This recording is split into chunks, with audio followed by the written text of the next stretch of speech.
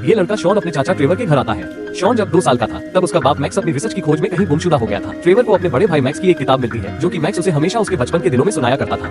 Trevor max की किताब को खोलकर पढ़ने लगता है। तभी उसे उस किताब में कुछ ऐसे क्लूज मिलते हैं जिससे शॉन के पिता मैक्स का पता लगाया जा सकता था, जिसे वो देखकर हैरान हो जाता है। तभी ट्रेवर शॉन को अपने रिसर्च लैब में लेकर जाता है जहाँ वो और उसका भाई मैक्स रिसर्च किया करते थे। तभी ट्रेवर शॉन को अपने रिसर्च के बारे में कुछ अनोखी बातें बताने लगता है।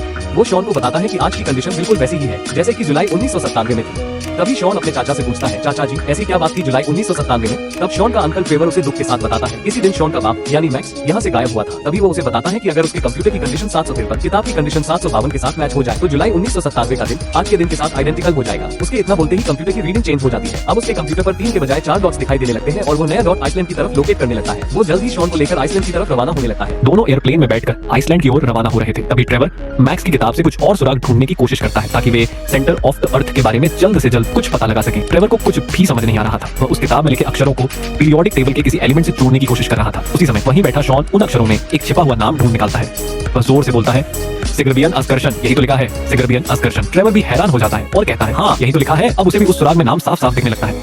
इसके बाद शॉन अपने PSP कंट्रोलर पर उस नाम को गूगल करता है और उन्हें उस प्रोफेसर की यूनिवर्सिटी, लैब और घर का पता चल जाता है। वे बिना देरी किए तुरंत उसके घर की ओर रवाना हो जाते हैं। रास्ते में रात के 12 बज गए थे। वे एक पोर्ट देखकर उस घर की ओर बढ़ते हैं और दरवाजा खटखटाते हैं। पूछते हैं, अंदर कोई है?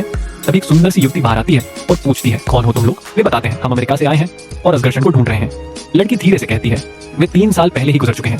फिर वो उन्हें अंदर बुलाती है और बातचीत करती है। जब वो मैक्स की किताब देखती है तो अपनी अलमारी से अपने पिता असगर्शन की एक वैसी ही किताब निकालती है जिसमें भी वैसे ही सुराग वाले अक्षर लिखे होते हैं।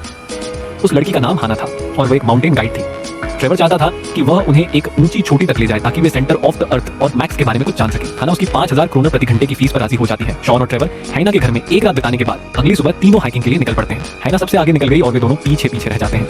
वे एक ऊंची चोटी पर पहुंच गए जहां उन्हें एक साइंटिफिक सेंसर दिखाई देता है जिसमें साइंटिफिक घटनाएं की सारी रिकॉर्ड थी और जिसके लिए वह यहाँ तक आए थे।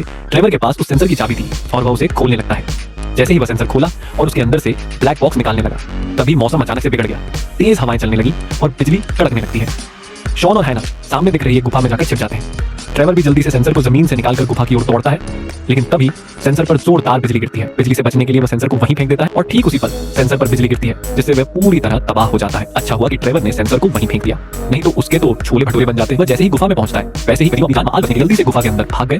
तभी गुफा की छत पर एक जोरदार बिजली गिर गई जिससे बाहर की चट्टानें प्रवेश द्वार पर गिर जाती हैं और गुफा का द्वार पूरी तरह बंद हो जाता है। वे तीनों बहुत कोशिश करते हैं चट्टानों को हटाने की, लेकिन असफल रहते हैं।